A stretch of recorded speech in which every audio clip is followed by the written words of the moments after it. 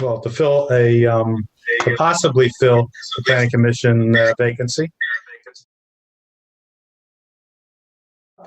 I know your work on the economic development committee when it was relatively active. Of course, now it's kind of dormant. Right, is the meeting live? Oh, yeah, we need a countdown.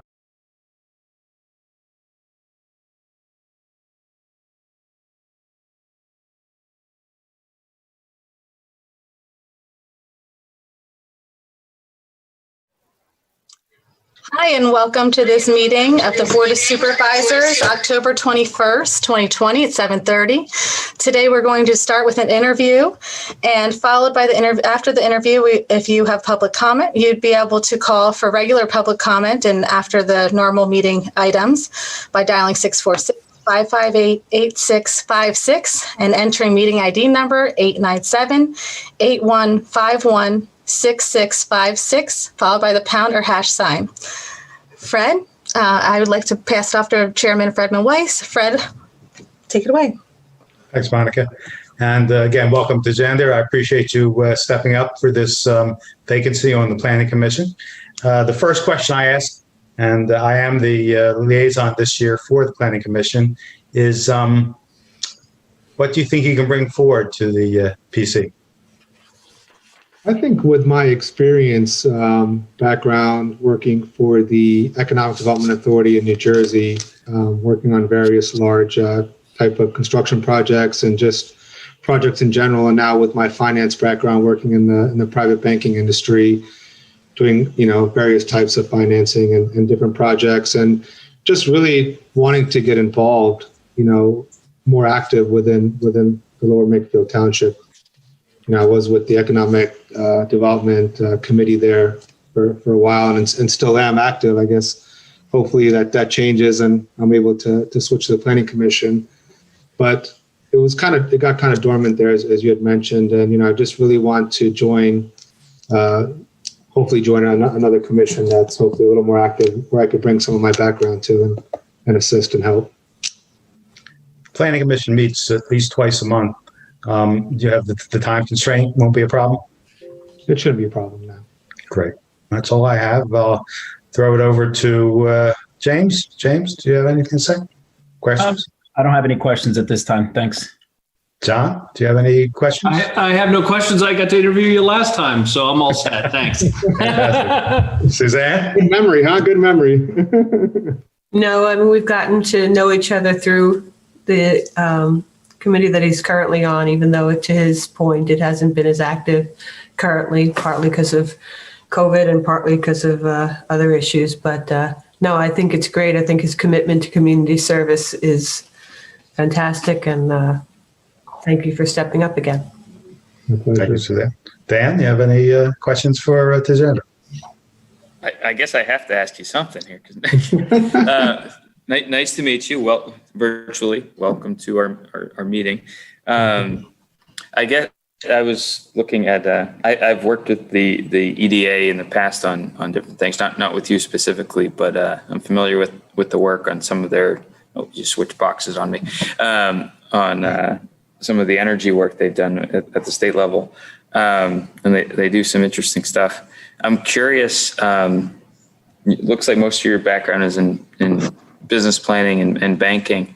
Have you ever, I'll be simple, have you ever been to a planning commission meeting and gone through the process of reviewing plans and going through the land development process before?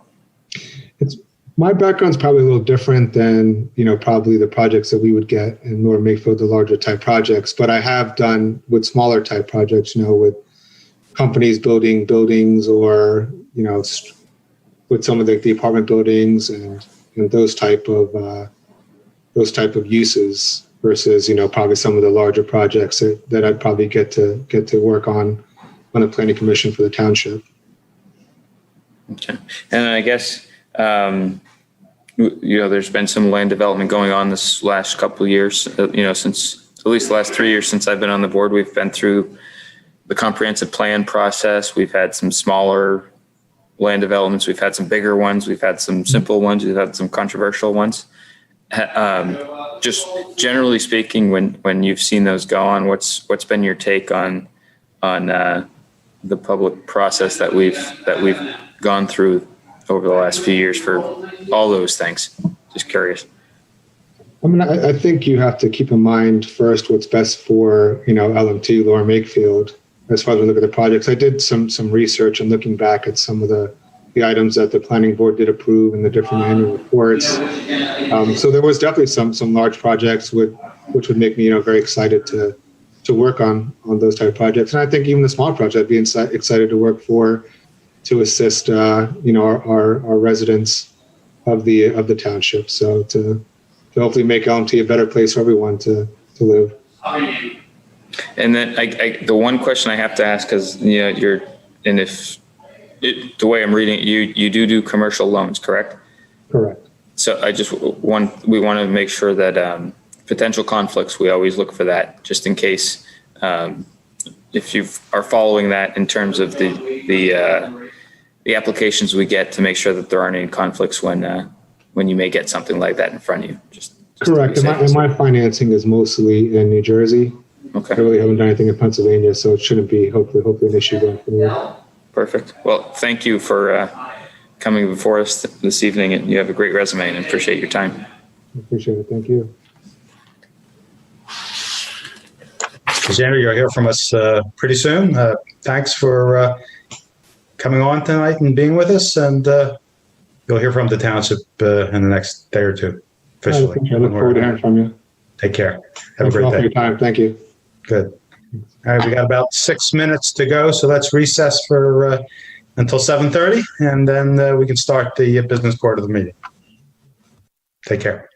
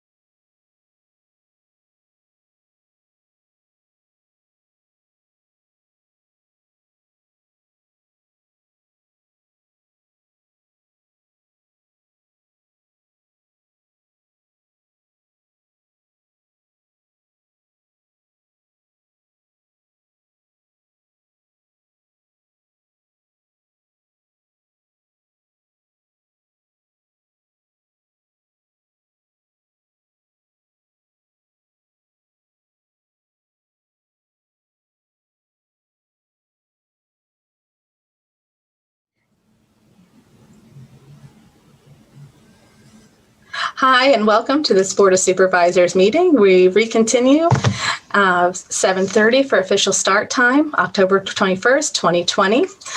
Today you can call in by dialing 646-558-8656. Enter meeting ID 897-8151-6656, followed by the hash or pound sign. Today I will hand it off to Chairman Fred Weiss. Thank you, Monica, and welcome to the October 21st session of the Board of Supervisors. I call this meeting to order. Please join me in reciting the Pledge of Allegiance.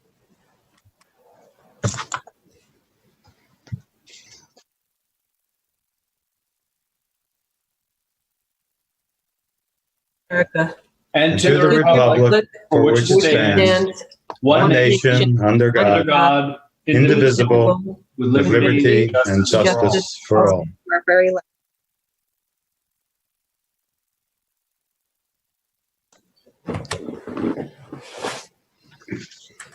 I'll now call the roll.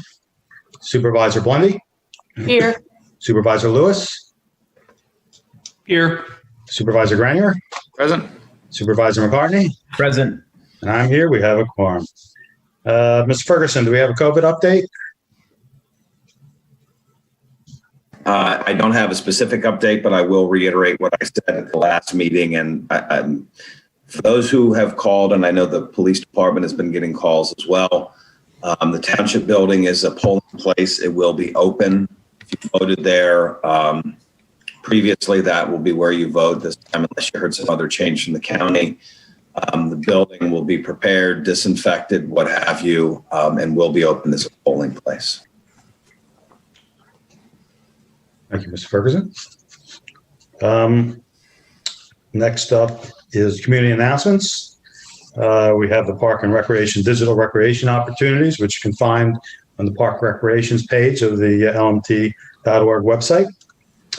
The EAC will be holding a styrofoam recycling event on October 31st from 10 a.m. until noon in the township parking lot. So bring your styrofoam. And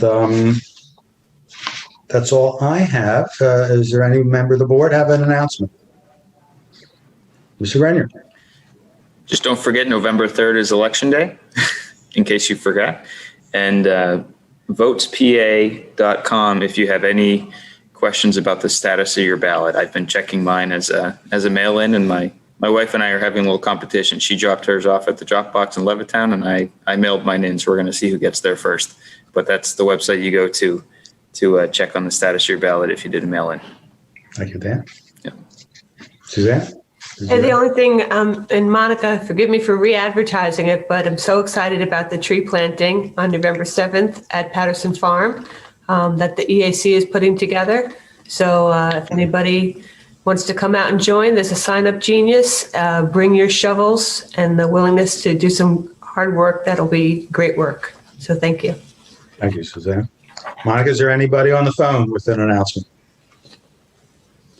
No phone announcements, but thank you for re-emphasizing that, Suzanne. I appreciate it. Very excited, Monica. Yeah, we have 100 volunteers signed up already, so yay. Fantastic. That's fantastic. Item number 6, consider approval of minutes of October 7th. So moved. Second.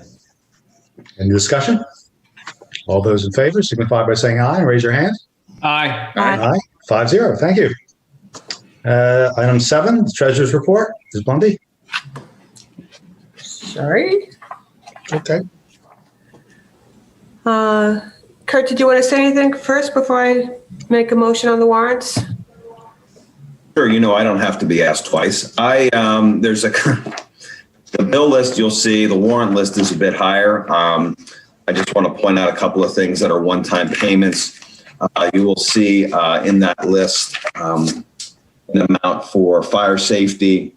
It totals about $290,000. That is fire relief money that comes to the township, but then gets redistributed to two local fire departments. There's a $475,000 payment in there for sewers that is relative to a bond payment. So those two items in and of themselves constitute over $750,000 of that payment. There is some assistance. I don't want to call it assistance. We provide front end cash for the golf course operation, which constitute part of the bills for this period. But 40% of that money is the first two things that I mentioned. So with that, I'd like to make a motion to approve the warrants list from September 21st, October 5th, and October 19th, 2020 in the amount of $2,176,330.30. Second. I have a second from Mr. Grenier. Any discussion? Hearing no further discussion. All those in favor of paying the bills signify by saying aye and raise your hands. Aye. Aye. Aye. 5-0. Thank you. And I'd like to move on and make a motion to approve the September interfund transfers and payroll in the amount of $895,507.97. Second. I have a second by Mr. Grenier. Any discussion? Hearing none. All those in favor signify by saying aye and raise your hand. Aye. Aye. 5-0. Thank you very much. Item number 8. Consideration to remove pedestrian push buttons. As Mr. Fiacco is online. Go ahead, Joe. There he is. So let me set this up first if I could. So Sure. all do have a memo in your packet that I asked Mr. Fiacco to send out. That wasn't a slip of the tongue there. To send out regarding this issue. I thought it would be important for that to be placed in context. This was an item that went before the Citizens Traffic Committee. So, Joe, if you wouldn't mind, consistent with your memo, sort of giving some context for those that are watching and the board sitting here prior to getting to your conclusion or recommendation. Right. Would it be all right if I shared my screen? I'll pull up the a view of the intersection. Let's see here.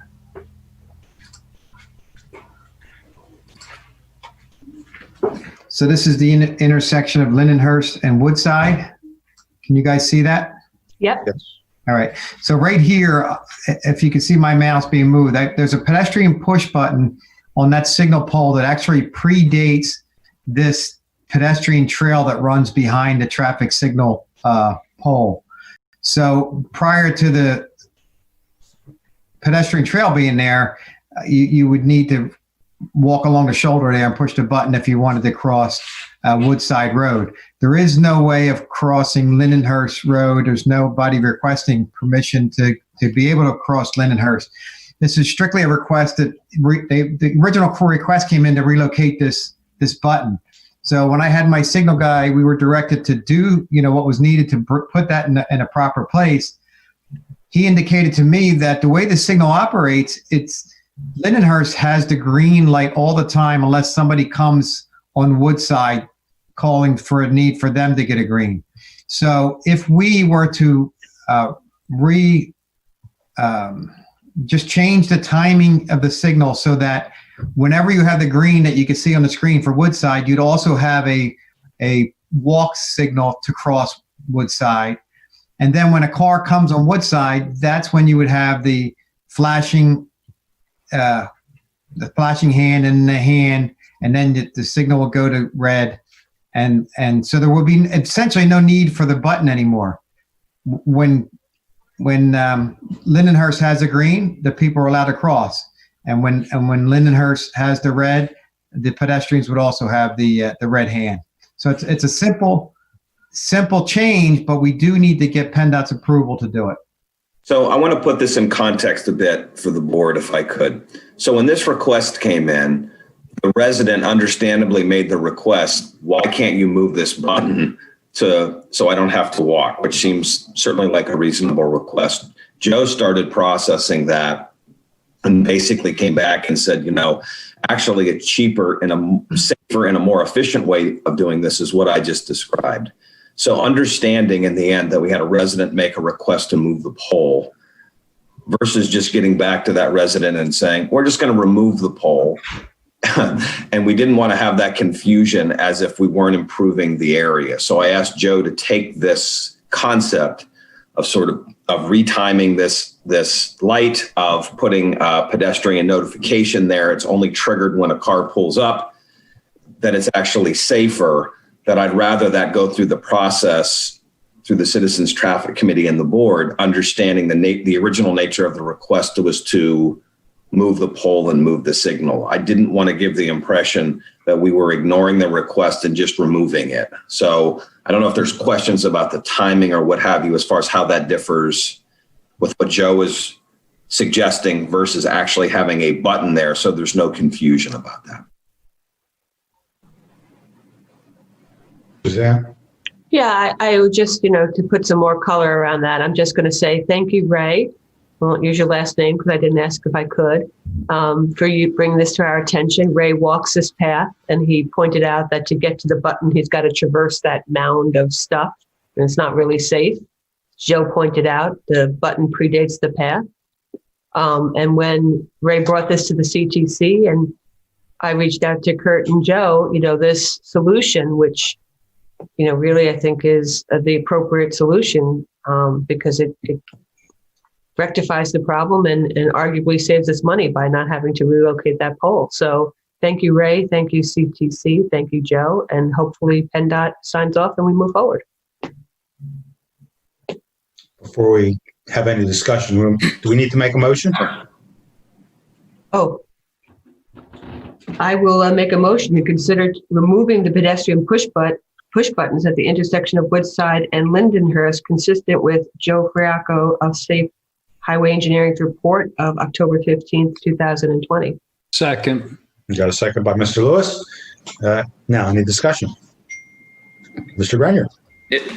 I get more of a question. There you are, Joe. Sorry. So just to make sure I'm clear, now the default setting will be the white hand or whatever we have there. It's the hand or that says walk or whatever, right? Or the, excuse me. Okay. Is there any concern that if that's the default setting, that oncoming drivers along Lindenhurst, your image was perfect, kind of I don't want to get lazy sort of and just keep making that right turn or left turn, depending on their direction. They just kind of ignore the fact that people have a walk there. And if there is there any recommendation that you might have? I think it isn't a simple, elegant solution to keep it the default as walk. I'm just concerned that people take that for granted at some point. Yeah, I think the reality is it will be exactly the same as it is with the push button. The only change is the pedestrian doesn't need to push the button. So going back to your concern, we as drivers need to know when we make a left-hand or a right-hand turn at a green signal, there may be a pedestrian crossing, and we need to look for pedestrians crossing on the same green indication that we have as a vehicle. So it really doesn't change. And again, it just makes it simpler. It's one less step for the pedestrian who really shouldn't need to have to push the button anyway, because it's going to rest in that green or the walk cycle. Yeah. So Woodside, I guess it's on there's a sensor there. I'm sorry. There's a sensor there for the light to change. That's what you were alluding to earlier. Yeah. If let's see here, quick. Here, let me pull this back up again. So this here is the button that needs to be pushed in order to get the walk cycle. It's a terrible angle. And right, again, and then if you're on the other side, this is a little better. Obviously, you have this push button here, which is a good spot going that way. But again, since the trail wasn't there, this was nothing here. The people who designed this signal years ago put the button in a logical place.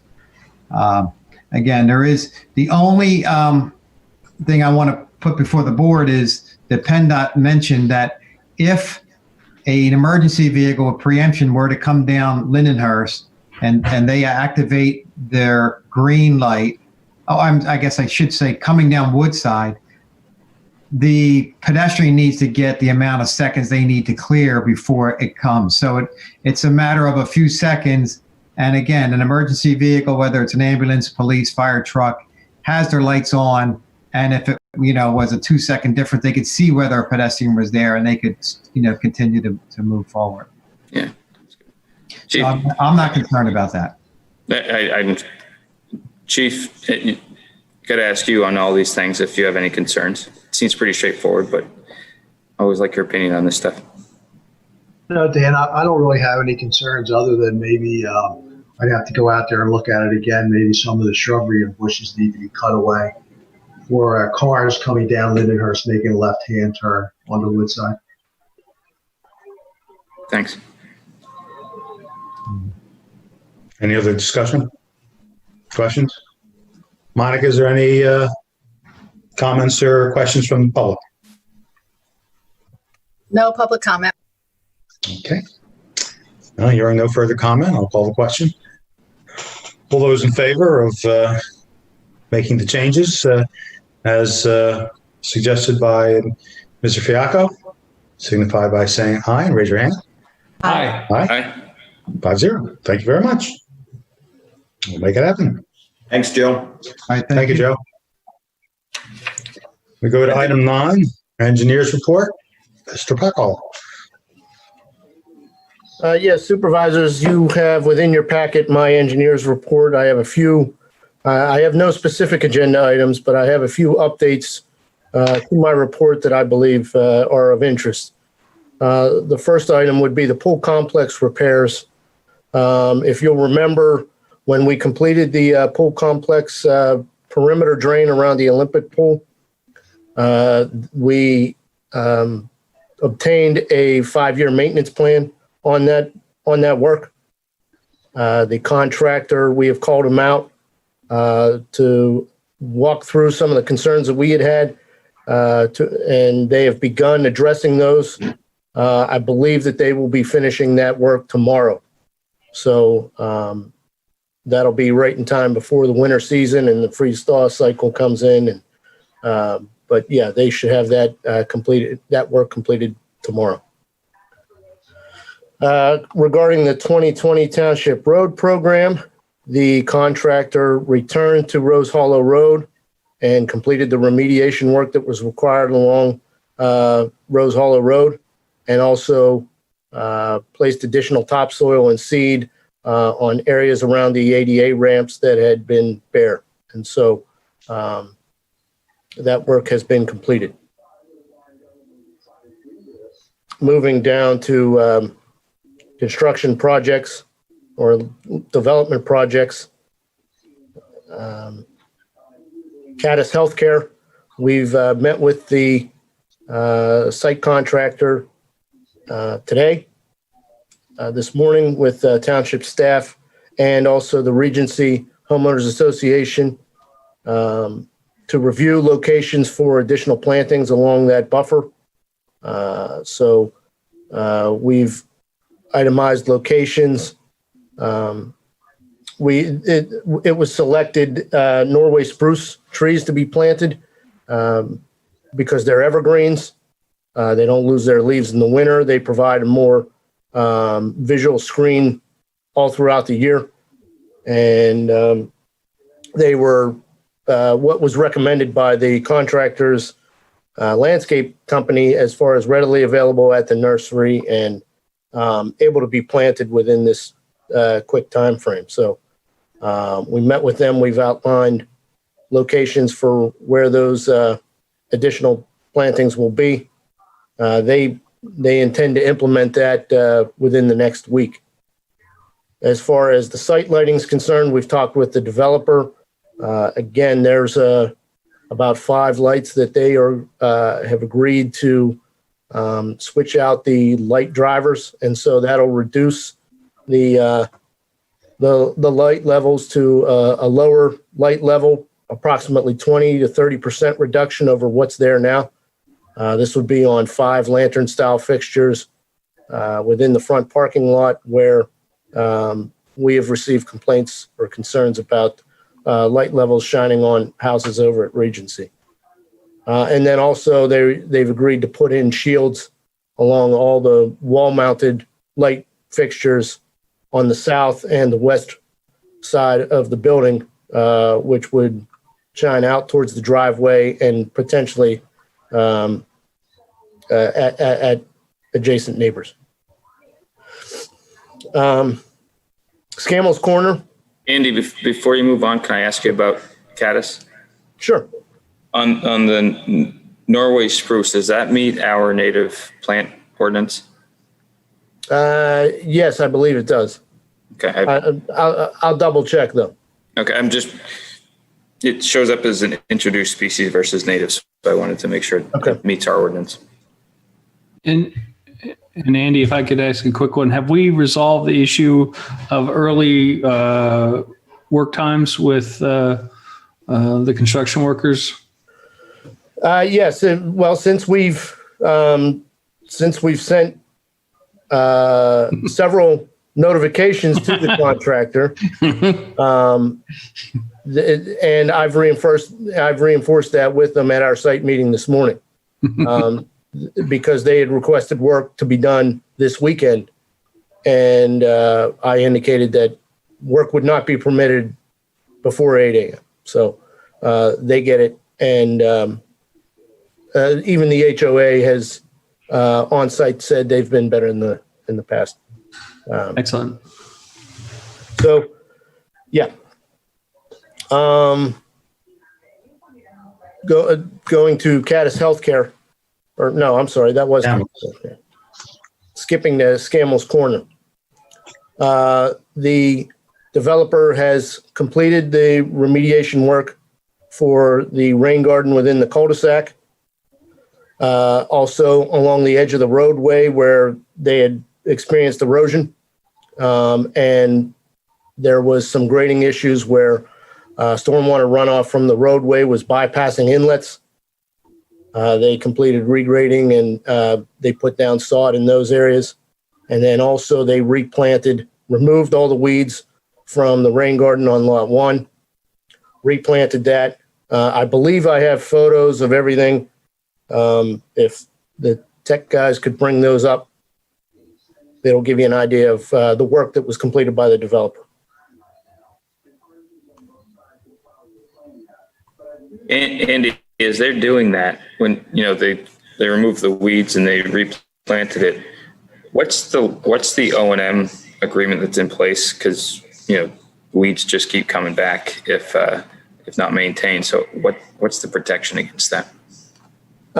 So right now there's a maintenance period for the entire development that lasts 18 months. The current protection against that is that they provide a maintenance bond, and work gets completed for within that 18 months. They still have to be on the hook to provide us with an established rain garden with established plantings. I have made an additional request to the developer that before giving dedication, I want to see an established maintenance plan for weeding, watering, inspection, simply because I don't want to be here again next year, with them not doing anything and then in the same boat, so to speak. Who are they dedicating to? Who's taking over the maintenance afterwards? Is that us or so the rain garden, the homeowners are responsible for the rain garden on lot 1 and the rain garden that shares the 3 lots up at the top of the hill behind the main house, so to speak. The township will take dedication of the rain garden within the cul-de-sac and the stormwater management basin. Okay. Thanks. Do we not have the photos? Andy, I'm just going to open them up from my email, so it's going to just be one by one. I apologize. I don't know. Okay. Yeah.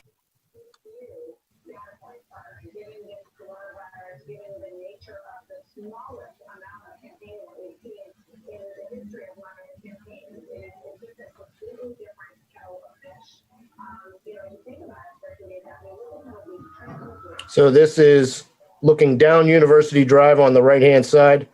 You can see there that there's the inlet off the edge of the roadway, and you can almost see the sod replacement that they had put in, almost like a triangular section from the inlet up to the roadway where they regraded that area. Previously, the grass was a little higher than the roadway, and water was just coming down the edge of the roadway, bypassing that inlet, going past the driveway and going down, and actually bypassing the other inlet that's down past the mailbox there. So they regraded that, and now we'll go out and check it when it rains, and it can be addressed during a maintenance period if needed. But to my eye, they've addressed the issue of getting water into the inlet.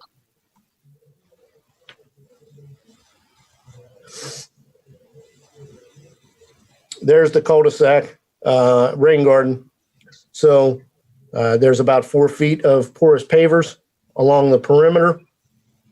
Within that is mulch. There's some shrub plantings around the surface river stone.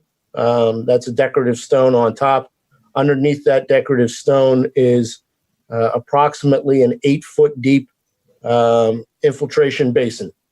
And when they were digging that, and it was abundantly clear to us when they were digging it, there was a little bit of water sitting on top. And then as they started digging deeper, the water had infiltrated. So they were able to puncture through a clay layer and get infiltration at the lower depths when they excavated it. So I'm satisfied that this would remediate any kind of standing water issues on the surface. And Andy, that's the rain garden that the township will be responsible for maintaining going forward? That's correct. And that's pursuant to the original development agreement? Yes. This is the sod that was placed along the edge of the roadway where there was erosion and water running down the edge of the roadway. So they replanted that with sod.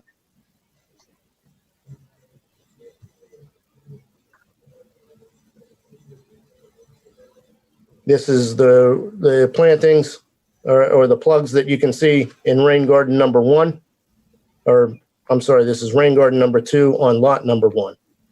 And the next photo has another picture of the rain garden from the other side. And so that has some plantings, some minor shrubs, but then also plugs. I believe there were a total of 450 plugs put in within that rain garden. So in summation, I don't have any other items that the developer will need to address out at that development, other than providing a maintenance plan for the rain garden. And that's all I had. Well, actually, there's one more. Flowers Field development. We are meeting with the developer early next week to review punch list items for completion of that development as well. So we're going to have a walkthrough with the developer, the contractor, township staff. I believe that's scheduled for Monday. Great. Thanks. And I'd like to thank the township engineer for his extraordinary diligence on holding the particular developer accountable on the rain gardens over a long, extended period of time. And so I appreciate that. Thank you. Thank you. And I just want to say that, this isn't us walking away from this. We understand that it takes time for rain gardens to establish plantings. And so we're going to keep on the developer to make sure that those plants are installed and a viable rain garden has been established. Does the developer have any other projects anticipated before Lower Makefield at this time? Do we know? Not to my knowledge.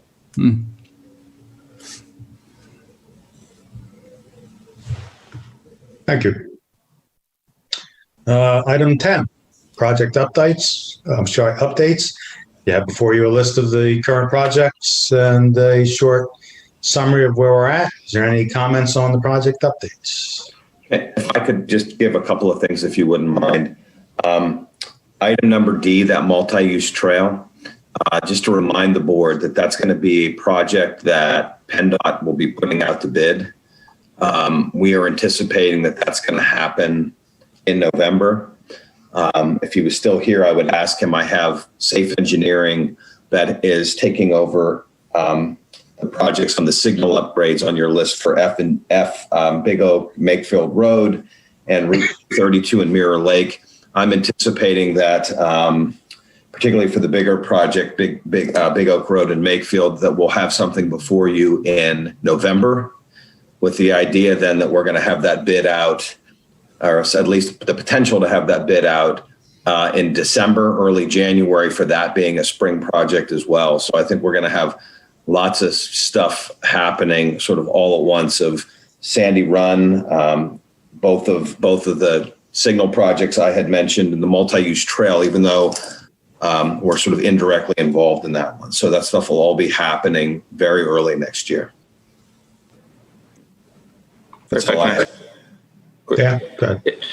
Kurt, something we traded, well, we had a phone call about this morning, reminded me about the other one next door. One, I probably should have said this during community announcements, Fred, but there's, if anyone's driven up by the bridge today, there's a bunch of work going on as you get on Taylorsville, as you get to Scudder Falls Bridge. They had flaggers and some slight lane closures. I got a bunch of messages about it early this morning as they shut down the roads. So just keep an eye out for that. It's a little frustrating that we didn't get notice from the bridge commissioner, whoever's running that ahead of time, to give us a heads up. But related to that, Kurt, have you heard anything back on the Maple Vale pavement fixing, repaving item? My guess is obviously it's getting late in the year that's going to be a paving project that they would be putting out with other things that they're doing in 2021. Okay. That's all. Thank you. Sure. I'm sorry, that's all I have with that, Fred, but I will. And we'll go to item 11, the manager's report. So go right ahead. I have my main item that was the subject of my just report under discussion items. But just to make sure that I'll just put this out there. You know, we've been part of this discussion with the Verizon franchise agreement. I've given you all some preliminary language. I think I said this a couple of months back. This has been a discussion with that franchise agreement. It's been going on for a number of years. Verizon entered the market about 10 years, a little more than 10 years or so ago in the area. And at the time, the first franchise agreement came about.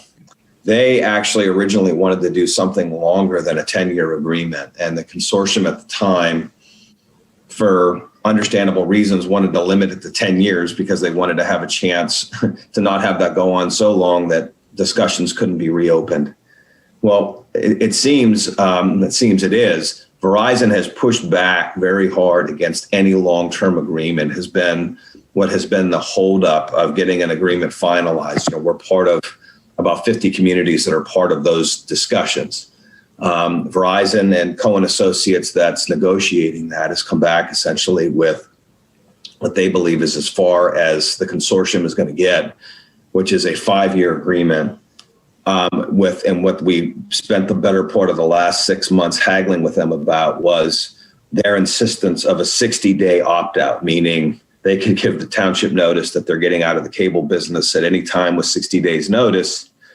And that would be the end of it. And, you know, we get a couple $100,000 a year in franchise fees from them. So there are financial implications, but clearly the implication that they've given during those discussions is their what seems like their intention at some point, whether it's in this 5-year period or not, of exiting the cable business, at least the wired cable business as we know it. So there's not an agreement yet. There's a tentative agreement. We put in for funding, which is called for a PEG grant, which is for our TV channel. There are about a half a dozen communities that put in requests for that that's still being negotiated, which could be used to upgrade our equipment. That was part of that request that I had put in on behalf of Lower Makefield. That's being finalized.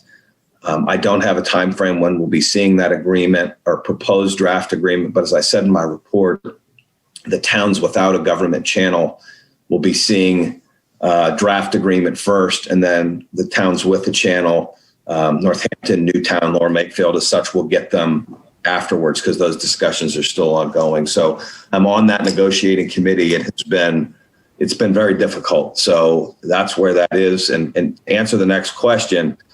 If we're not happy with the agreement, then the only option we would have then would be to not approve it, hire separate counsel, and try to negotiate all by ourselves directly with Verizon, which I don't know that, we've got the firm that sort of specializes in these agreements, Cohen and Associates, that has been advising the consortium through this. So I would be reluctant to think that we would get any further or have any other different result by trying to go off on our own and negotiate something separately. This is sort of the lay of the land. The rules that for what we can bargain for have become more and more limited. As I said before, I think I told individual board members this. There was a point in time that Verizon was trying to get a judgment against townships, or a ruling against townships, that said for townships that had a government channel, that those would get assigned a market value to them. And then that amount would be deducted off of the franchise fee that we had, which would essentially effectively eliminate the franchise fee altogether. With this 5-year deal, I don't know whether they're still pursuing that or not. Just as a reminder, we still have Comcast, and it's not like cable would go away. But we'll get a fuller report from Cohen soon. But I would hope in the next number of months that we'll have a full draft agreement to review and eventually approve to the board. Hey, Kurt, quickly.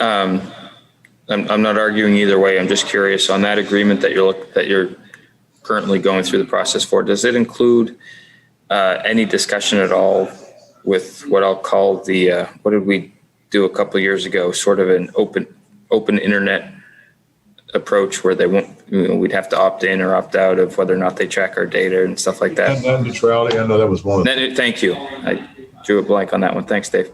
Has there been any discussion on that in that agreement? Well, it's not in the agreement. I know that was. They're not for it.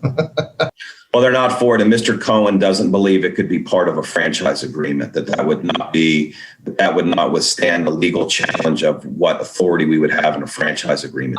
Yeah, I just to jump in, I for another municipal client, we looked at their agreement recently, and it was part of the same blanket. I'm calling it blanket. That's probably an inapt word to use.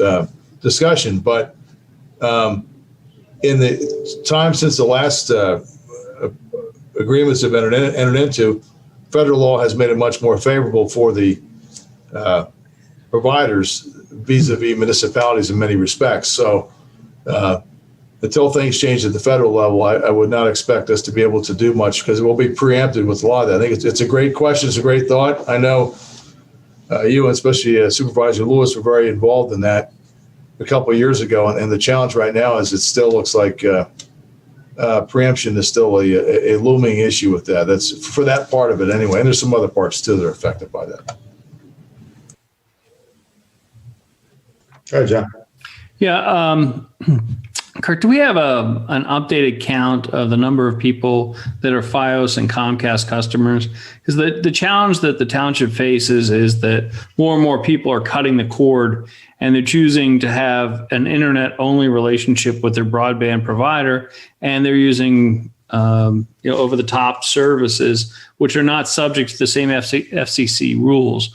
I can see where Verizon's asking for a 5-year agreement because they want to see how many people cut the cord in 5 years, or if they could get a more favorable ruling from the FCC in terms of what they call their broadband.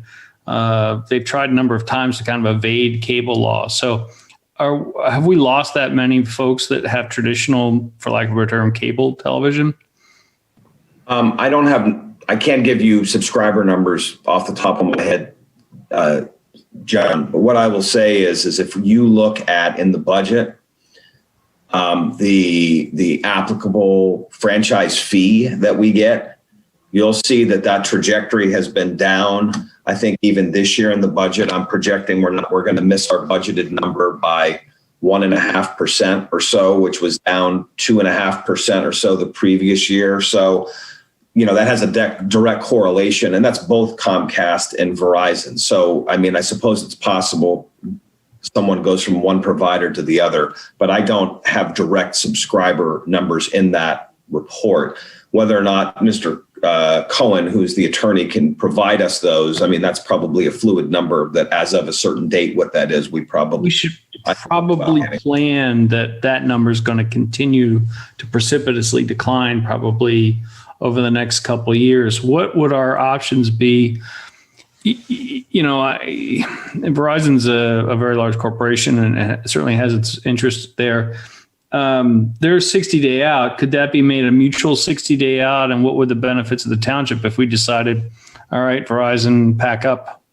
That is not a mutual out. That is a Verizon option out, which I'm told by Mr. Cohen, I'm not an attorney to get into this, that, in the end, could we opt out? That's a question for Dan Cohen. I suppose, I don't know how we would mandate someone, that we would mandate we're kicking Verizon out and people that have it and like it are no longer allowed to use it. I don't know how that would work, but I mean, this is sort of, this is new for these agreements. I mean, these, again, I'll say it again, Comcast, Verizon, it was not that long ago. They were pining for much longer deals than 10 years. Now, Comcast and renewals that they've had, because they have some ongoing even in Bucks County as we speak, has said emphatically that they have no desire to scale back their agreements to get out of the business or anything. They're renegotiating 10-year deals in other towns as we speak. So this seems to be specific to Verizon at the time.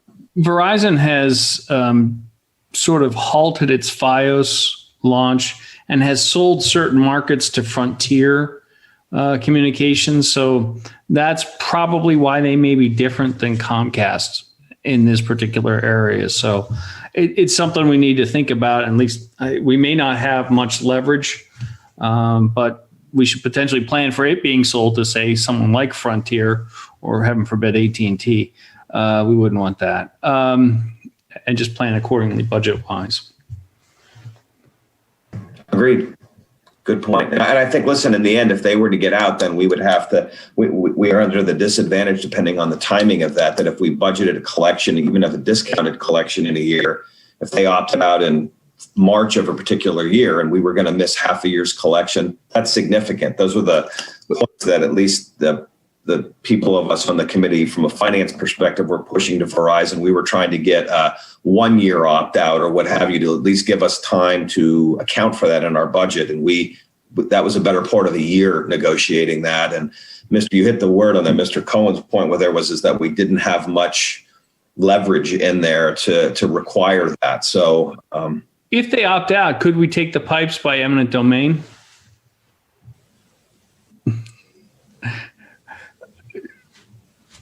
I can't answer. I mean, I'm not qualified to answer that question.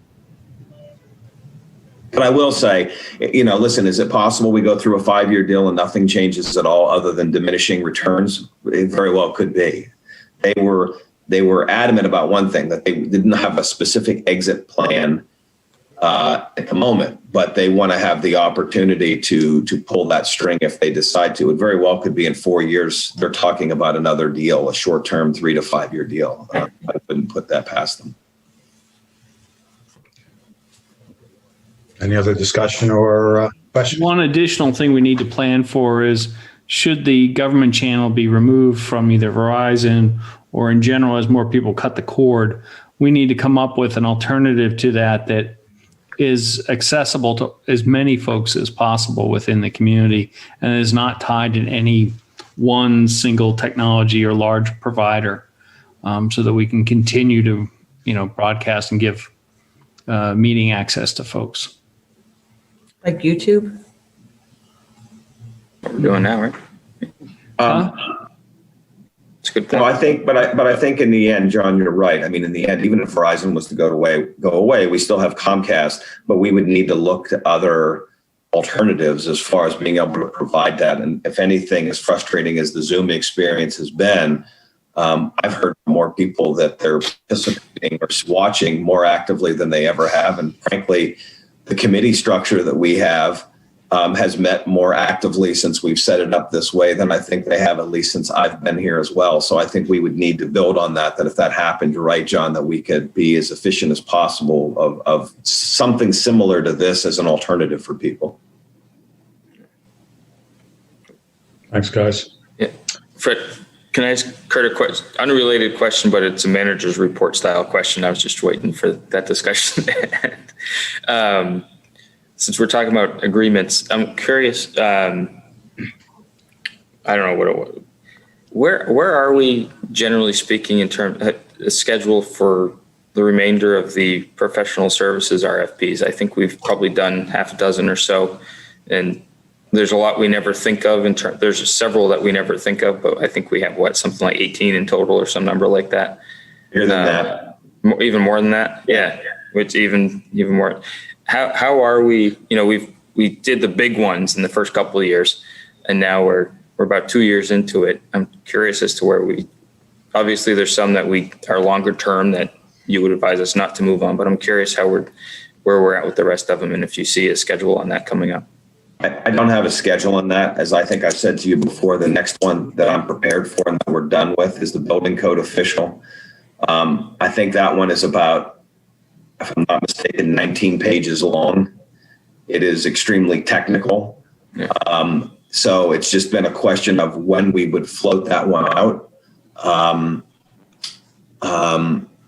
We're prepared to do it at any time. With the pandemic and with the projects that we had ongoing, we sort of put that on hold because of that, the nature of that interview process. We put some feelers out for companies that we believe would typically be interested, and they themselves are struggling right now because of scale backs and layoffs and furloughs. So that would be the next one. The bank one we have is completed as well.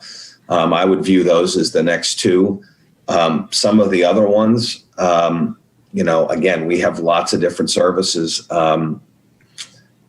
I'll be honest, I think I have one other RFP done, but I believe we have, if I'm not mistaken, 31 professional services.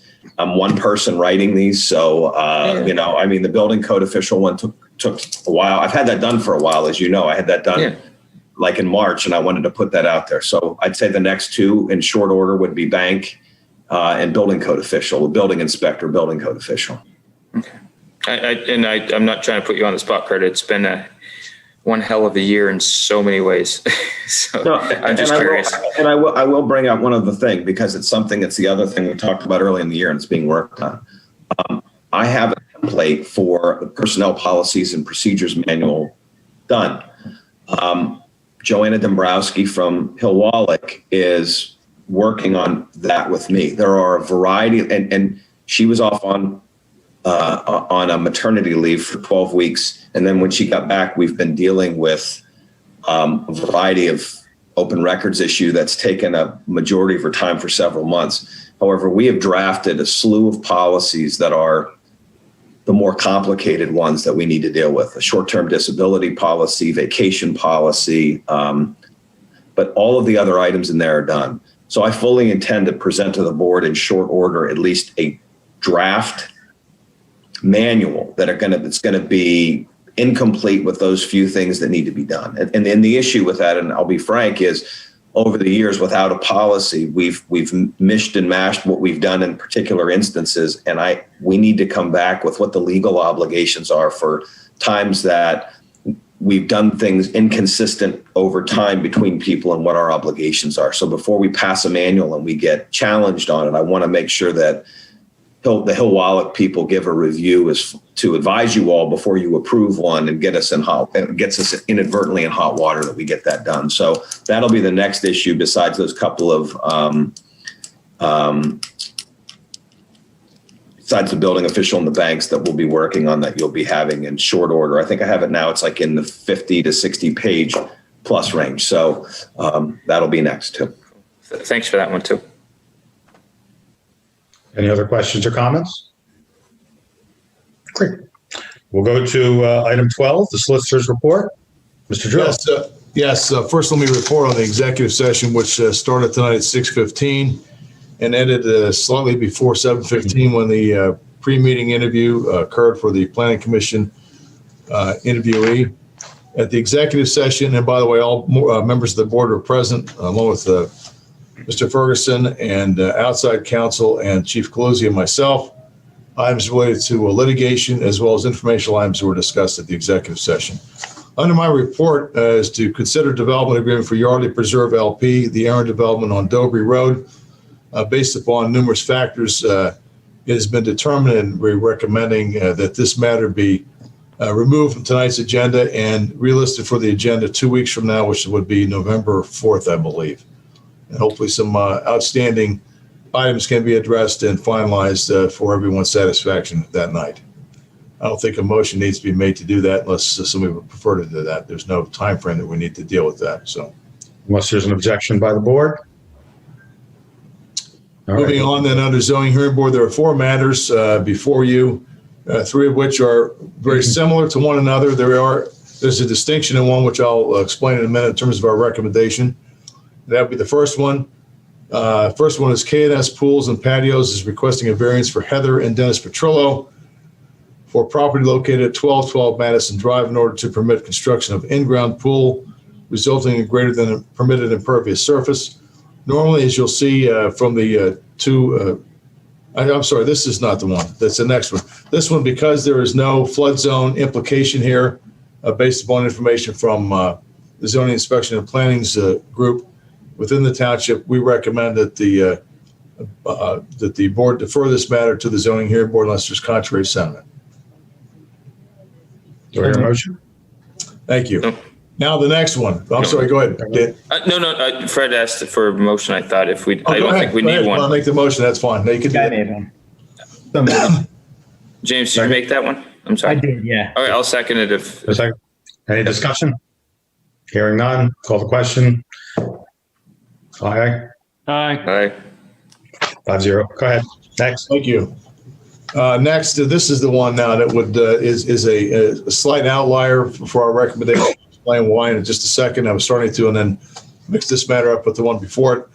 Natalie and Brian Holmes are requesting a variance for property located at 718 Chestnut Lane in order to permit construction of an in-ground pool and paver patio resulting in greater than permitted impervious surface. Actually, it says a pervious surface here, which would be a whole new definition. Chestnut Lane is located in at least partially in a flood zone area. This is a street in a neighborhood that is on the north side of Black Rock Road, which is between the canal and the river. From the Zoning Inspection and Planning Department, apparently where the proposed pool is to be located is actually within the flood zone area.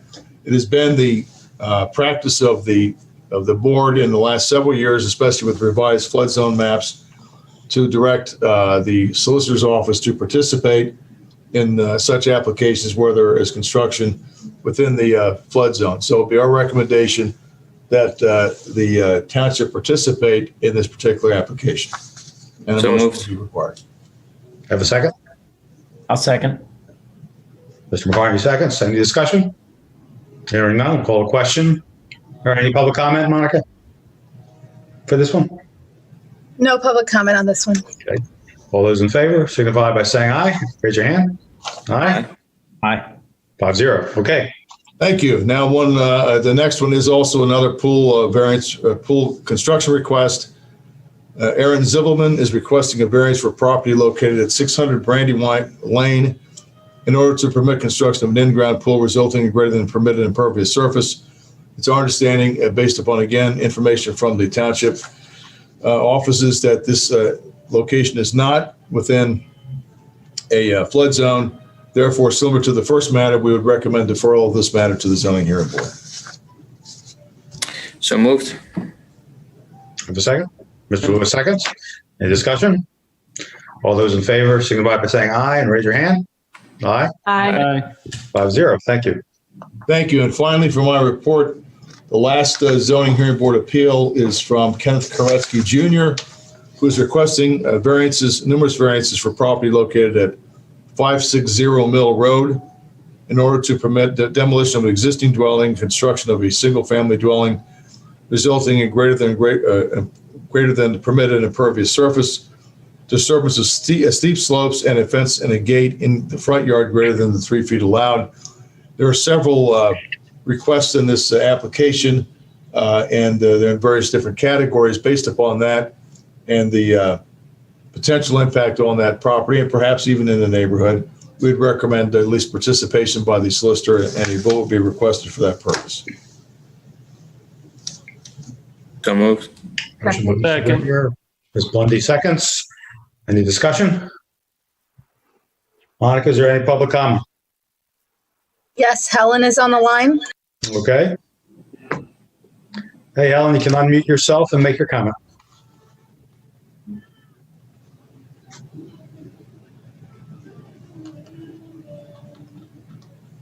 Helen, press *6 and you can unmute yourself.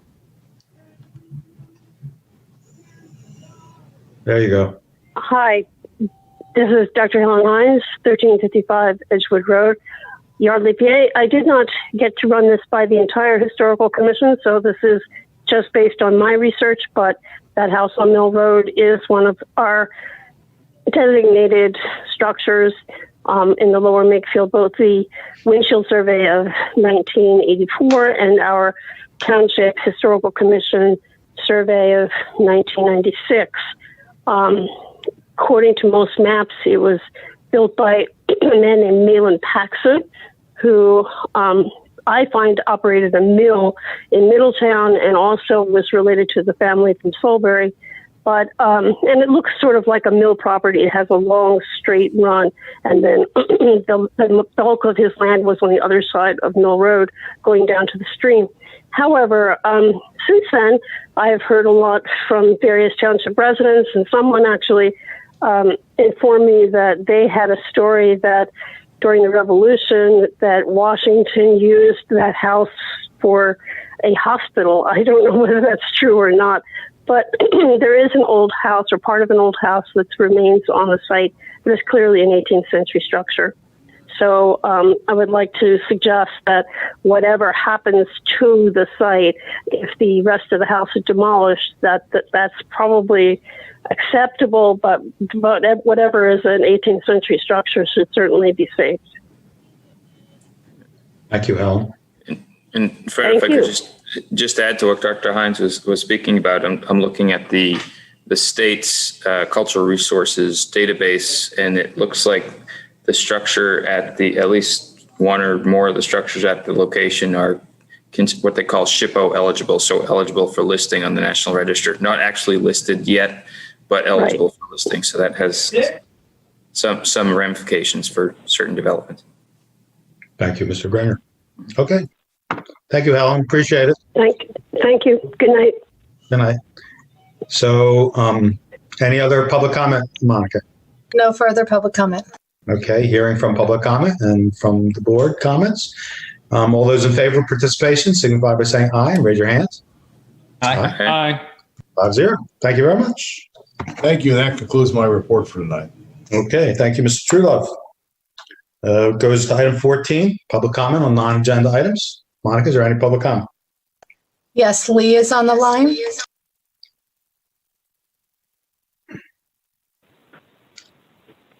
Hi, Lee, give your full name, address, and make a comment. This is Lee Petto. It's at 247 Truman Way in Yardley. And I just want to comment on the Caddis development. Have they ever been cited for violating the town ordinance regarding construction hours? No, we've given them multiple, warnings. We've never fined them for it. Okay, because this is the story. As you know, ever since construction started over there, this community, I live in Regency, and my backyard borders the Regency, whatever you want to call it, the hardest building. And, when we were discussing it, a lot of the residents weren't for the construction, but it was brought to our attention then that, we were concerned about the construction hours, and we were told that the construction hours could start at 7 a.m. in the morning, Monday through Saturday, and at 8 a.m. on Sunday. So we said, okay, so we put up with that throughout the course of the construction, and we filed numerous complaints because they violated it many times. Then a few weekends ago, I think it was a couple of weekends ago, I finally decided, or a few weeks ago, I decided, you know what, I contacted the police. You know, I'm not happy about calling the police for something like this, but I didn't have any other choice. And the officer responded, and I asked to speak with him afterwards. And when he came, he said, well, the ordinance says that they can start at 7 o'clock Monday to Friday and 8 a.m. Saturday and Sunday. So I said, well, I was told that they could start 7 o'clock on Saturday. And he said, no. And I thought maybe I misunderstood something. So I talked to my neighbors, and they understood the same thing. So many times throughout the course of the construction, the Caddis developer violated that 7 o'clock start time on Saturday. It's just gotten out of hand. And in fact, this past Monday, I contacted the police again. The officer responded, and I talked to him afterwards. And he said, when he got there, I called them at called the dispatcher at 6:25 in the morning, and I talked to the officer. He said when he got there, he heard all he could see were diesel trucks idling. So, you know, or being warmed up, I think were his words. So, you know, the first thing, you know, after I spoke with the officer, first thing came to my mind, well, why are they warming up equipment at 6:25 if they're not supposed to start at 7 o'clock in the morning? If anything, that should be a violation of some environmental standards someplace. But I had heard something other than diesel trucks or trucks warming up. That's why I called the police. Then today, at 5:53 in the morning, there were loud bangs and the sound of equipment moving. And, you know, I heard Engineer Pockel's report. And, you know, I think what the Caddis developer says, you know, you could take that with a grain of salt, because if you take a look at that sidewalk along Oxford Valley Road, and I had sent an email about this, you know, a lot of people with the pandemic were using it for walking and bike riding. Then all of a sudden, at the end of July, it gets a sidewalk closed sign goes up across it. And when the developer is contacted, he says, yeah, we'll be done by the third week in August. Well, I guess my question is the third week of August of what year? But even today, they've repaved it, but still you cannot use it because at the corners of Dobry Road, they're putting in those handicapped accessible ramps, which I understand there's nothing wrong with that. But you know something, this is not the third week in August. So it's basically the developer is not only manipulating the Board of Supervisors, he has no respect for the community that's adjoining his property. And there's also a town ordinance 200-66, which has to do with noise levels. And if you take a look at it, he should not be. I don't have a noise meter, but if you take a look, he's not supposed to be exceeding a certain level of decibels, 55 decibels at the property line when he borders a residential property. And 55 decibels, from what I could gather, is maybe the sound, the volume that your refrigerator in your kitchen makes. And he was making a heck of a lot more noise than that. So I'm just wondering, I'm just bringing that to the board's attention, and I'm kind of disappointed that the board couldn't have taken some more action against this guy or gal, because you guys have been getting some emails, plenty of throughout this entire construction process, and I'd just like to know what your thoughts are.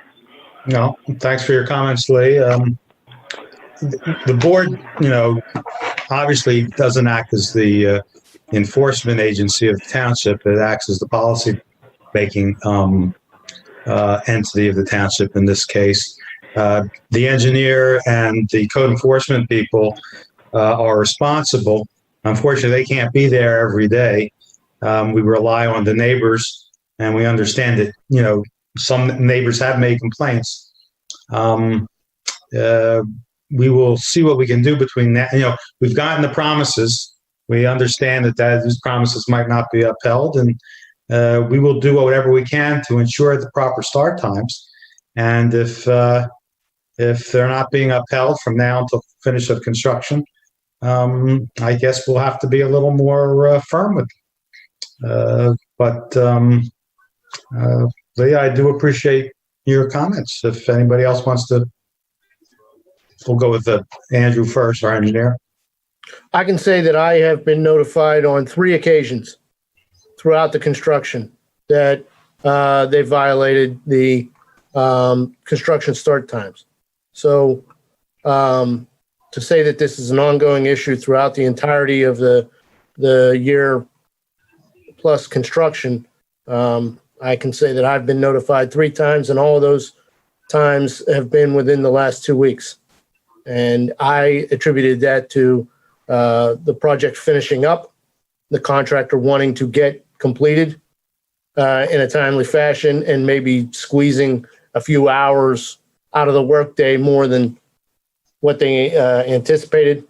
I've every time it was brought to my attention, I've had both a phone call to the contractor and an email to the contractor reminding them of their obligation to start construction after during hours required by the ordinance.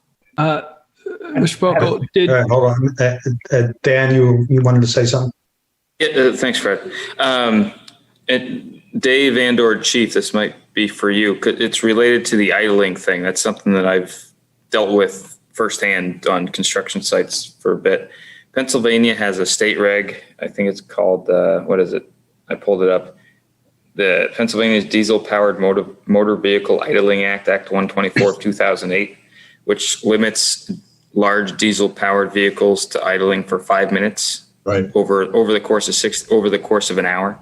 And it's enforceable by the DEP and state and local law enforcement, and there's fines attributed to that, like $300 or something, somewhere along those lines. So I don't know how specifically this applies to this particular situation, because I don't know exactly what equipment they're using, if it's a truck or if it's some diesel-powered equipment. That may be different or potentially even exempt from this. But that may be, if they're truly doing that, we're getting a lot of reports about it, that may be one option for us to keep them under wraps, so to speak, or keep them honest with future construction. I just want to throw that out there. Our chief is nodding yes, so I think we might be able to do something. Mr. Lewis. So, Mr. Paco, do we have documentation that they in fact started before the allowed start time that's provable? No, I mean, other than, well, the police report might have something, but other than, notification from multiple residents, no. But if we had a confirmed police report that there was activity on the site prior to the start time, that should be enough to cite them, correct? Yeah, if that were the case. Enough, and I believe the fine is $600 per day. Per day, yeah. It would be, John, and I'll look up those reports first thing tomorrow to see what they say. And if it is definitely confirmed, we'll shoot it over to zoning and have zoning cite them. Excellent. Thank you, Chief. Andy, may I ask a question about that, though, if I could? The fine itself, the $600 a day is what a magistrate could issue in finding them guilty, not necessarily that we could be the direct finers of that, correct? Correct. That's correct, yes. So if we cited them, I just want to make sure it's clear. So if there was the desire from an incident to cite them and take them to court, then that would be up to the magistrate. They could say 600, they could say something less than that if we asked Mike Kirk and Dave Truelove to get engaged to go after them. So, that just so the board's aware of that. Thank you, Kirk. Any other comments? Okay. Monica, is there any other comments? No further public comment. Fred, I just had a quick question for Andy. Yeah, James, Ms. McCarty. Go ahead, James. Thanks. Andy, just real quick, you said that you had cited them a couple times or emailed them or verbally warned them several times? Yes. Whose job is it to basically follow up on that and say, okay, we're going to cite you. There's going to be we're going to send the fine out, or we're going to, whose responsibility is that? You? Is it Kurt? Is it? It would be either the police or zoning. Okay. And just in the interest, let me just say this. So to say this, and this is just in my experience, contracts and subs, I'm saying this with all due respect, like literally in most big projects, I've seen this happen. And the question ends up being one of, if it happens a couple of times, like I've seen this where one sub leaves and another comes in and they start an hour early, half an hour early, they get warned, the contractor gets told, how many times rises to that level to sit then and to, frankly, frankly, that we're going to go spend a few $1,000s with the hope that they get fined $600 for maybe gets fined $600 for the violation. I understand it's not the point about the fine, but it's about the point that we're being aggressive in controlling that behavior. And it's like Andy said, we've gotten those calls as well. I believe that there's been 2 or 3 of them, as far as the idling truck as the example, and another time where I think the one day that we got the call that they had started a half an hour early. And I know Mike Kirk, who's the inspector in that office, has gone out there in those instances, I think consistent with Andy's timing, to remind them of that. So it's just a question of what you all, if you want to intervene on that you want that threshold to be that we get, take something to that level. Well, I think the ordinance is in place in order for it to be upheld. So I'm not really worried about whether or not, you can't give the impression to contractors that the township isn't going to go after them because it's going to cost us more than it's going to cost them. The fact is the ordinance is in place. And if they're breaking the ordinance, it should be, they should be cited for it. Well, I just want to make sure we're clear, though. Cited, though, means that we cite, and just so again, and I'm not disagreeing with you. So what Andy basically had done, and these are my words, is put them on notice of what they need to do. A citation then is if, for example, they start on day 1 at 6:30. Cited means we're taking them to court each and every time that we go through and again, I'm not saying that that's a bad idea, or I'm just saying in the end, when we say cite them, that is a court proceeding. It's not a reprimand. It's not, it is actually going and filing to go before a magistrate. So again, if that's the, if we, and I've had towns that have wanted to be that strict, if it is that you violate it and we're taking you each and every time, then we'll do that across the board with any time it can be documented, and in those instances, so the instances where we don't have firsthand knowledge. So it wasn't Andy that saw it. It wasn't that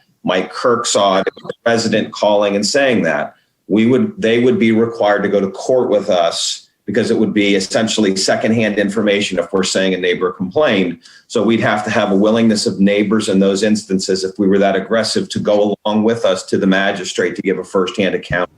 So it can be done, but then we would have a reliance on the residents as well to participate with us in those instances. And I get that. I guess my question, Dave, for you would be, is there anything during the application process that when they're applying for these, land development or permits, that the township can put in an agreement with these contractors, specifically the GC that's running the project, to say, we're very strict on start times, and if you don't adhere to this, here's what the penalty is, and kind of circumvent the whole judicial process of it. I mean, we could put in there some. The problem is you can't have them. I mean, if they're quasi-criminal, they can certainly strengthen it in the agreement, where you may have a civil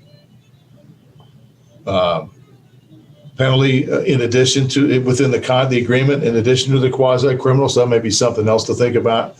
Also, to Kurt's point, we're in the day and age of cell phones with the video capacity.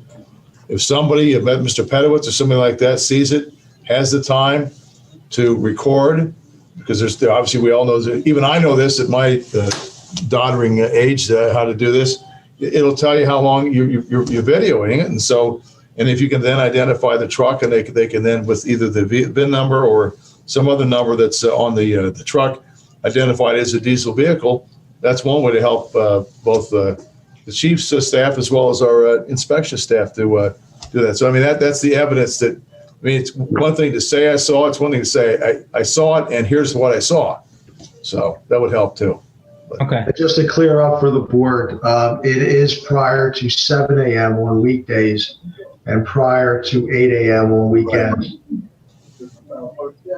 Thank you, That's an Chief. ordinance that was drafted in 2006. I remember that. So we used to have garbage trucks coming down the street at 3 or 4 o'clock in the morning. A little bit, That is. a little bit challenging that way. Go ahead, Dan. Sorry, I just want to ask, Kurt, you made a good point about them having certain one ordinance having to go to a magistrate. I'm wondering, some ordinances, sometimes you can basically write them a ticket. You don't necessarily have to go to a magistrate. Other ones, you have to bring them. You actually have to bring them to court and pay those types of fees. Like, I think, for writing someone a traffic ticket, essentially, versus taking them to court. I can't remember how the idling one works. If it's a ticket, since it can be enforced by law enforcement, or if you have to take them to court, similar to one of these ordinances. I know, Dave, you're probably more familiar with this than most. With the ACO, there's a couple different options there for fining off leash. So I was curious if we know how there may be, if we, the idling one, if you can write them a ticket, is probably a better way or a quicker way, and probably a much less expensive way for the township to effectively do the same, have the same impact. And then The only way there would be no court appearance before a magistrate, as if they receive a traffic citation, a traffic ticket, a summary citation, and they opt to plead guilty and pay it, which is very unlikely for a large amount, a large fine or a large sum. Gotcha. And then to James's point about kind of writing it into the agreement, Dave, do we have anything in our agreements that if they're repeat offenders for something like this, that we could issue a stop work order for some period? We may have in some provisions. I'm not sure it wouldn't apply in this case. However, as I'm looking at, I just pulled the act up, or a frequently asked questions provision about this.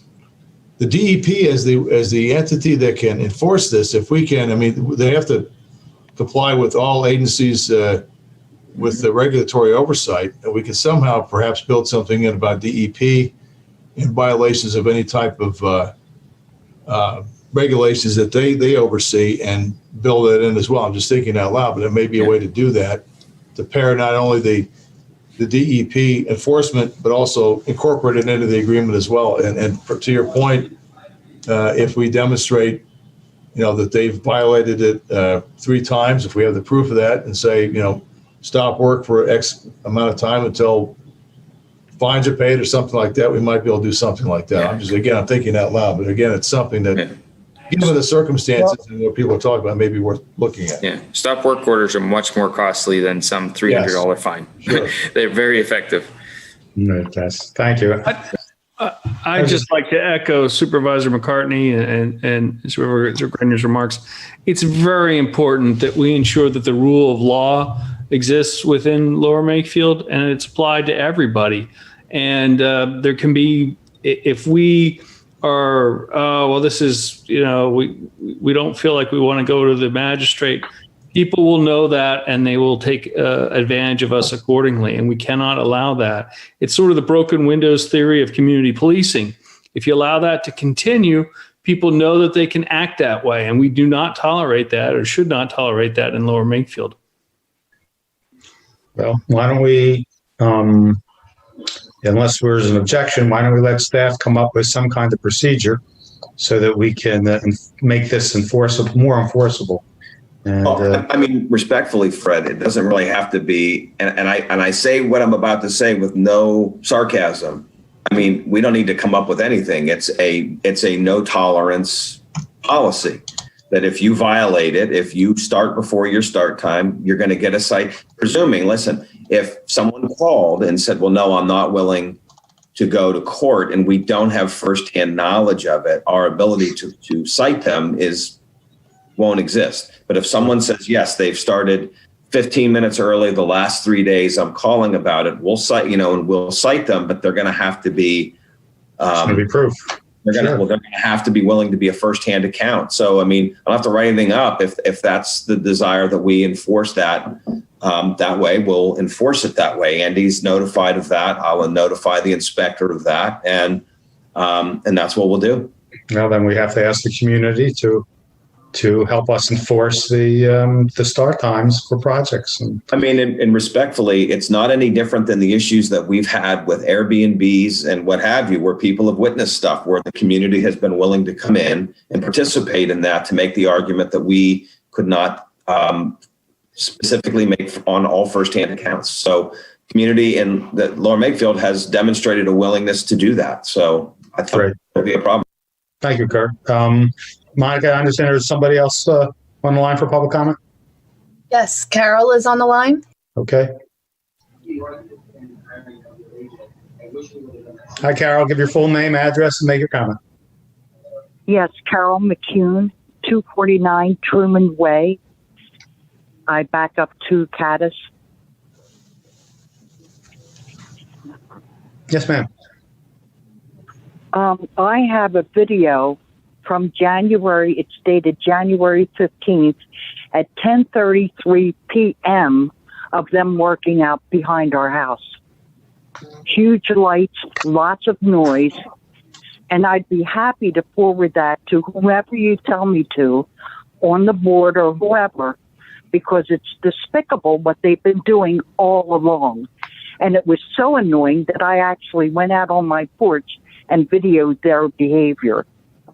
If that helped our cause, I'm more than happy to share it with whoever wants to see it.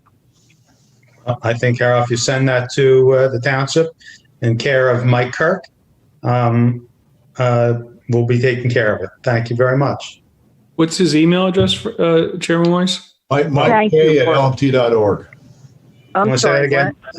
Mike K at lmt.org. Do you have that, Carol?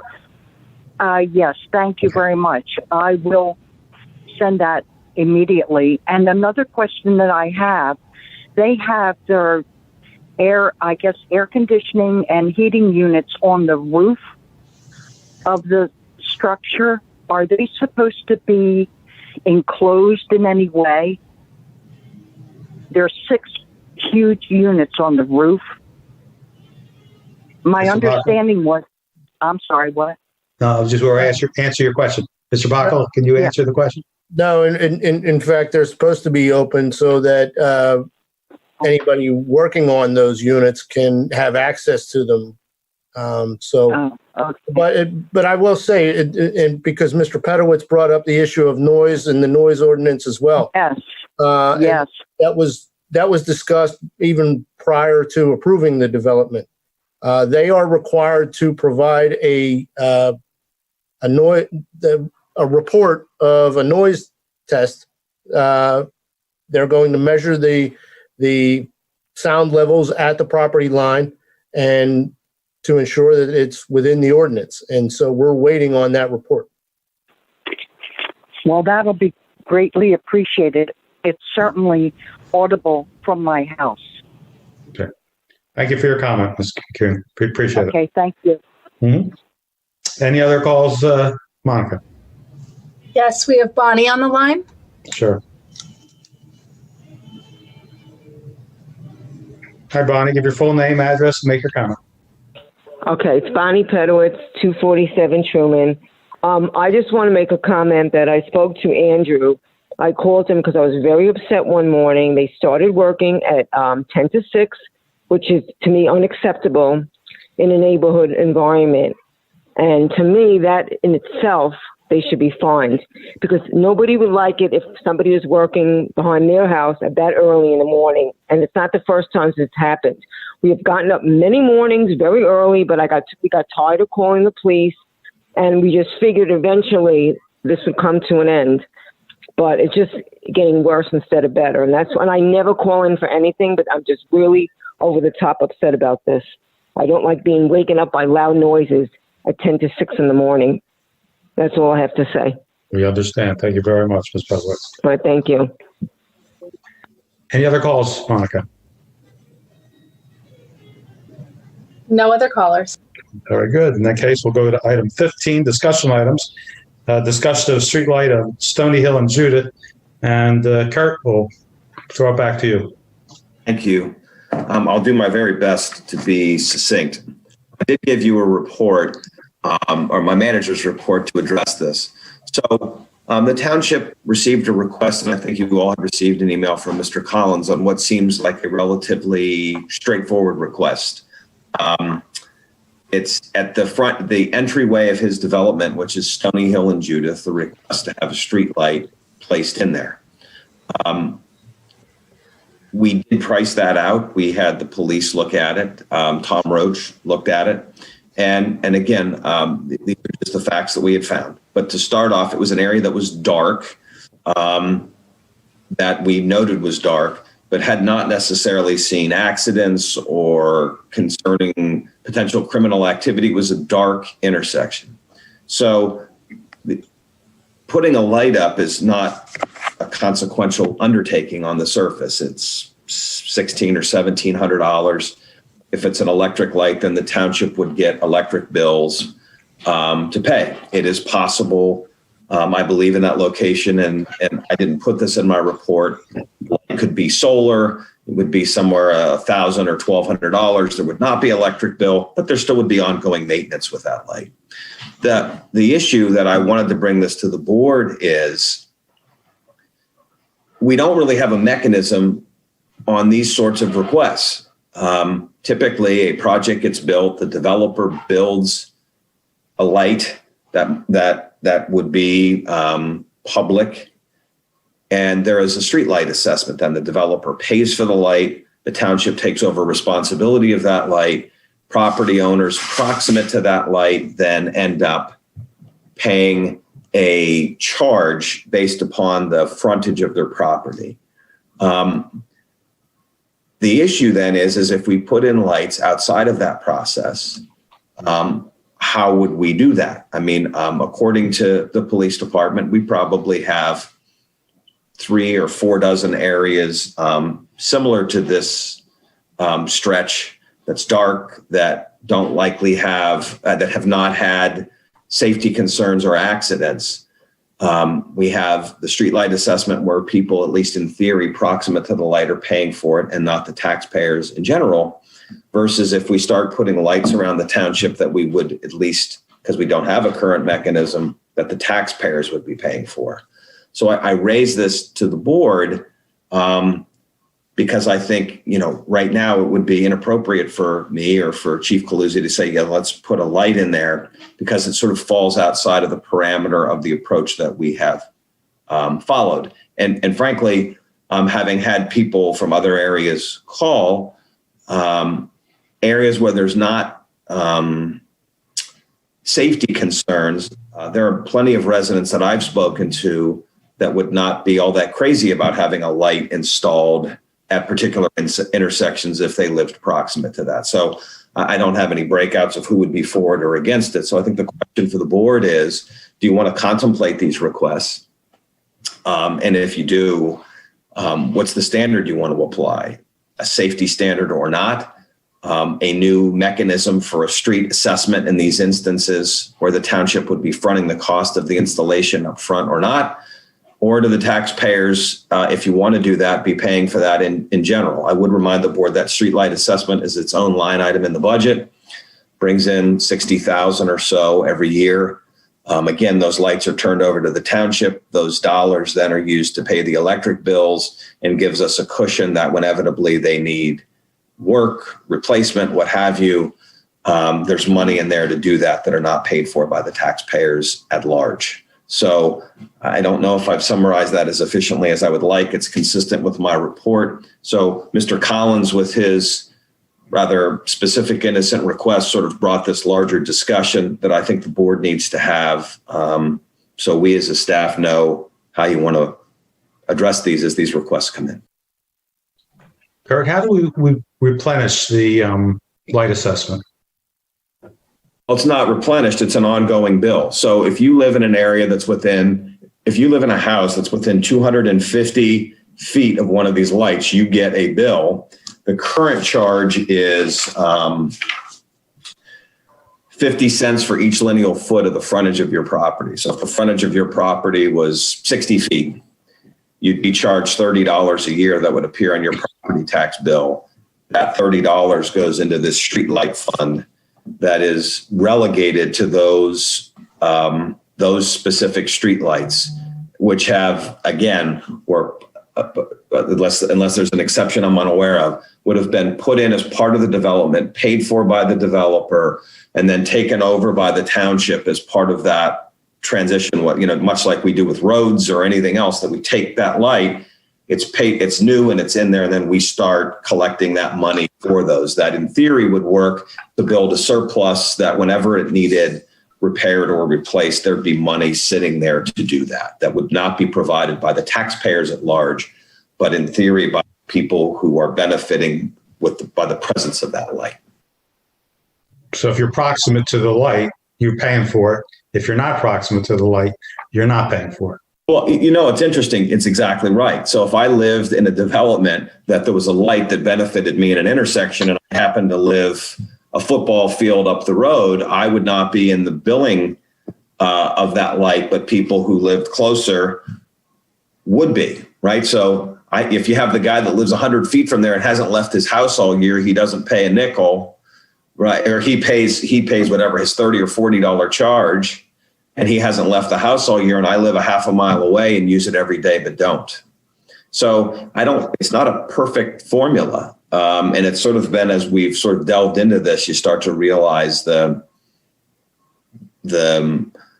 areas of inconsistency with how that would be applied. If is anybody else other than Mr. Collins asking for a light in this neighborhood? To my knowledge, I believe he's the only one that's asked there. Would he be paying his portion with a light assessment? No. So, I think the question for the board is, again, I'll break this down. If you want to consider light requests, one, do you want there to be some criteria by which an area qualifies for a light? Accidents, criminal activity, police insights that it's been dangerous or proved to be dangerous. One. And frankly, if you say, yeah, we want some criteria applied, this area probably wouldn't qualify.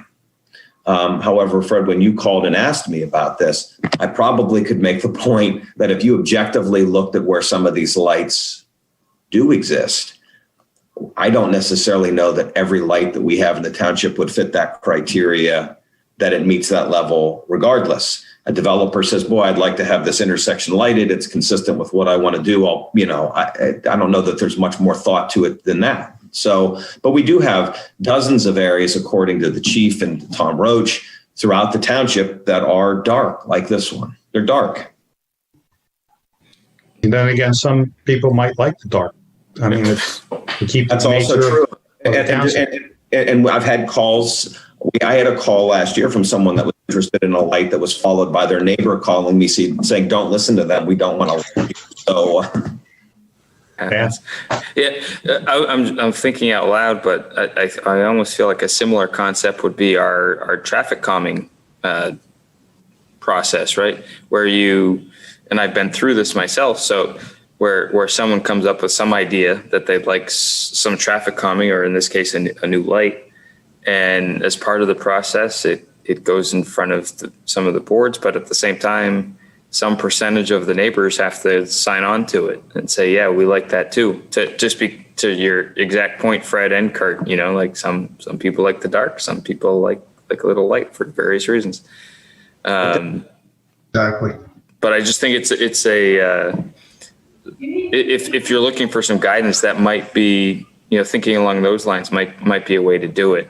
If for lack of a clear algorithm for what it's worth. So the only question, though, I would raise is that if we were to apply some assessment similar to what we do or different than what we do, even if there is a means by which there is a local neighborhood approval of some sort, that I would just say, under this scenario, and we're not, like this example, I think I said is 1,800 or so. Under our current example, that light, its installation and all of the costs are paid up front by the developer. And we're just like a road dedication. We're accepting that new. We're not accepting a road dedication with a road that needs paved. We're accepting it new. So we have the ability in that light assessment to build a cash reserve to pay for it when it needs improved. Under this scenario, there's no one paying for it up front, right? It would be a cost, let's say $1,800 or so that we would be fronting, or that the taxpayer would be paying for. And again, if suddenly that doesn't sound like a lot, but if you had 40 requests for a $2,000 light and an electric bill that was coming and we were fronting all of that, it just becomes a larger issue. We can get the process in order, but again, it's going to be for the board to decide. Do we want an assessment to pay for this and we'll lose money? Would you want this to go directly out to the taxpayers? Because if you did that, then I could make the argument that the current light assessment, then it would not necessarily be fair to ask people paying a light assessment in their own neighborhood and then to be paying the taxes for lights elsewhere in the community as well. I think you either have a system that's consistent one way or the other. Ms. Bondi? Well, I think that this is an important discussion, and I think certainly Dan raises some good issues. I'd also say that, I've heard from a number of people in the township who think we, suffer from light pollution. And most recently, there was a whole thing about, shut off your lights for migratory birds. So I don't know where, I come out on lights or no lights, but if we're going to think about this, I think we should really think about it and, try to figure out how we can make it equitable and, logical, and to carry, maybe not everybody's decision will win, but everyone's, should have a chance to state what they think. What do you think about we put this to the committees, to maybe the EAC and the Citizens Traffic Commission, to come up with some ideas for the board? I think that's a good start. Any objections? All right. So why don't we start with the committees and see where this leads us? Keller, did you hear that?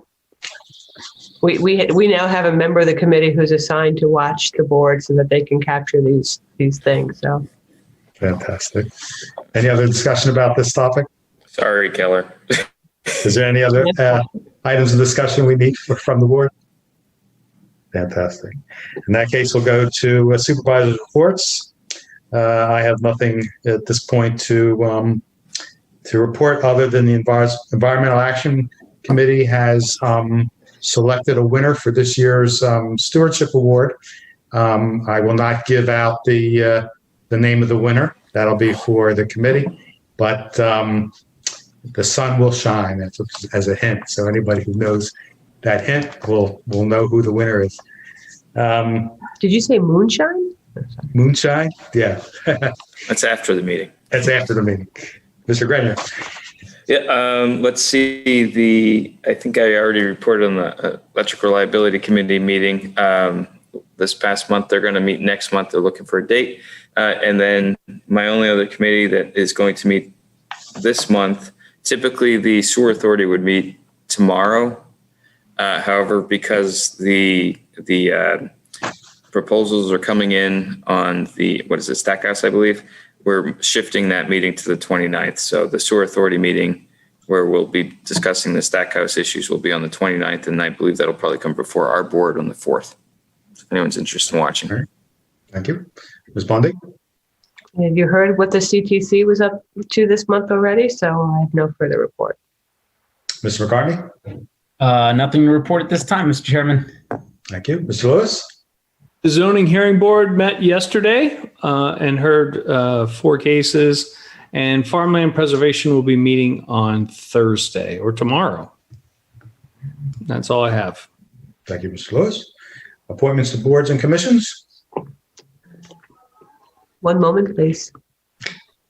Hey, Fred, can I just, while she's getting that, I didn't say this during my manager's report, but as a reminder, the initial manager's presentation, the initial budget presentation is scheduled for next Wednesday at 6:30. I will have that budget on the website to be viewed by the public by next Monday, 2 days in advance of the meeting. And I'll have staff available at that meeting as the start. As I said before, we'd be looking probably, Fred, at your call, but a second November meeting for the preliminary budget to be passed, then with looking at the second December meeting, and they're earlier this year. I think that's like December 16th for the final budget to be passed. That's absent having a separate called advertised meeting if the board so desires. Thank you, Kurt. Ms. Bundy, did you want to? Yes, I'd like to make a motion to consider approving Jacinda Gilt as a member of the Planning Commission. Do I hear a second? Second. Mr. Lewis seconds. Any discussion? Hearing none. All those in favor signify by saying aye and raise your hand. Aye. Aye. 5-0. Very good. Other business? Hearing. Fred, Yes. This isn't really other business. I just want to clarify a question with Kurt as we're talking about the budget issue. Sure. Years since we've been on the board, I think it's always been public meetings for the budget. I just wanted to verify that again, this will be a public budget meeting, so the public can participate. There will be. I'll have PowerPoint slides, and the public will be able to see the budget in its entirety with all the schedules in advance of that meeting. Excellent. Thank you. Hearing no further business, this meeting's adjourned. Thank you, and we'll see you next week, 6:30. Take care. Good night, everybody. Good night. Good night.